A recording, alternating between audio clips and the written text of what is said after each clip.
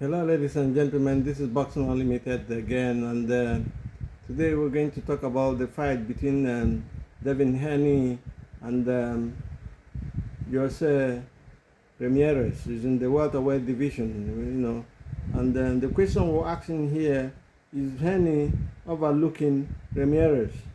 You know, to start with, I would say that Ryan Garcia is still in the head of Haney. No doubt about anything about that. That is what we're asking the question, whether Haney is overlooking Ramirez in this fight. Because from all indication, all Haney wants is to redeem himself from the fight they had. It was a brutal war between them. He was down 3 times and still came up. That shows he's got the warrior in him. He's got a good chin, so to say, but they call him pillow hands because he can knock people out with one dimension, but he can't fight. Haney is a very technical fighter who, I believe his defense is very solid as well, even though he was breached by Ryan Garcia in their last fight, But having said that, I have to be honest with you, it's not going to be an easy fight for Ramirez or for Haney. If Haney is overlooking Ramirez and underrating him, he will be in for a sucker punch. I have to be honest with you here. Ramirez is only lost twice, one to Telon when they were fighting for the undisputed title of the world in the light welterweight division. And again, the other day, against Barboza. Barboza, we know, is a moving object. He's a very good puncher, a very good boxer. So there is no shame in those 2 losses. And if Haney comes in here underrating Ramirez, he's in trouble. Why do I say so? I say so, and I say in no particular order, that Ramirez is a very good puncher, a former undefeated a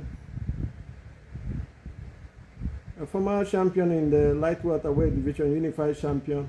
And the kind of fights he has a brutal war. He comes on the front foot and pushes you back to the ropes and releases bombs. Even though he's not a concussive puncher, his work rate is above average. He can work for a long time and he's got stamina. So Haney must pay attention. But for Haney actually to win this fight, he has to take angles. He has to use his jab to control the fight and throw more of uppercuts when Ramirez is coming in on the inside. In fact, he has to break the rhythm of Ramirez. Make him fight in a certain way that he's not used to, and make him uncomfortable to win. For Ramirez as well, Ramirez has got a chance because if he comes to Haney, he has to attack the body of Haney, because Haney's has got movement, he's got dimension, he sets angle, and makes it very difficult for you to hit him flush. Even though we saw the left hook coming in against Garcia, the left hook was a joke actually. Throughout the fight, Garcia was landing the left hook at will, and we will ask the question: where is the defense of Haney, and what is the cornerman doing after each round when he comes in to have a rest for a minute? They never reminded him of it. We asked that question when the fight took place. And we're asking it again today. Is it going to be the same thing?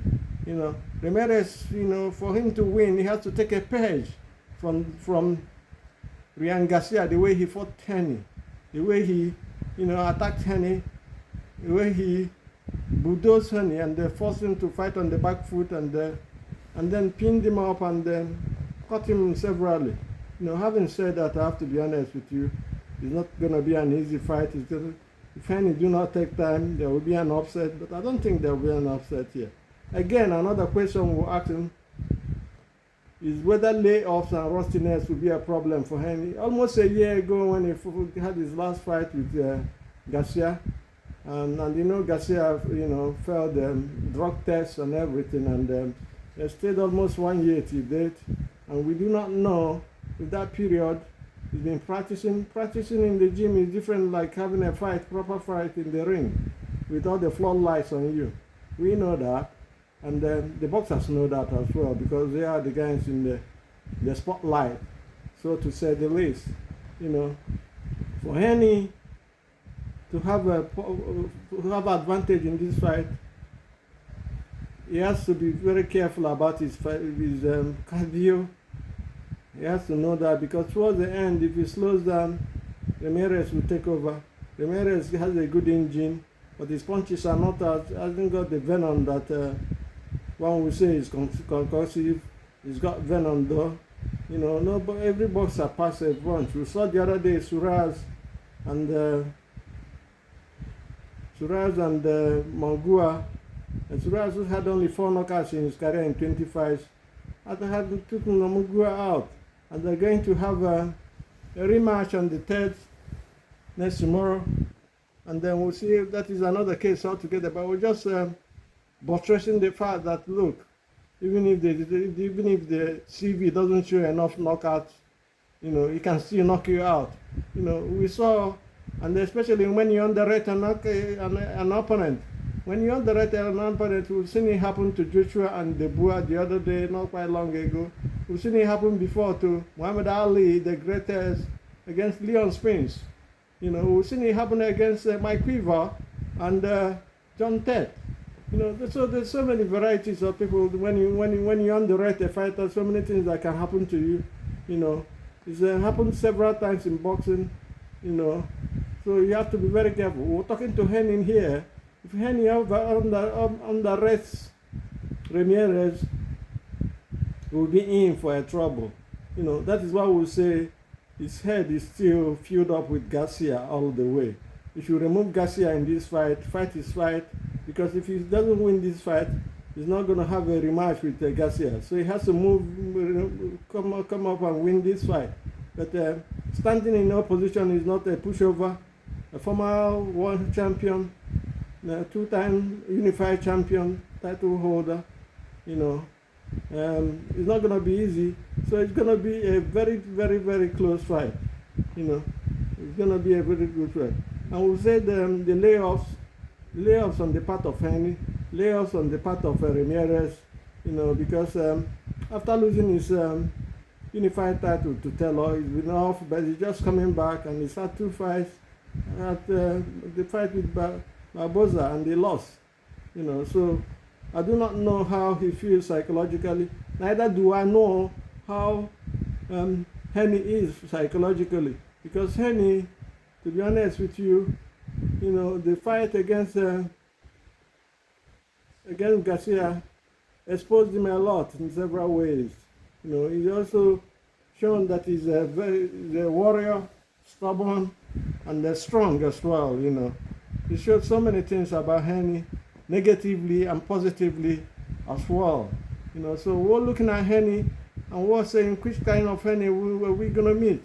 Is it the one that boxed Shevchenko, took Cambosis out?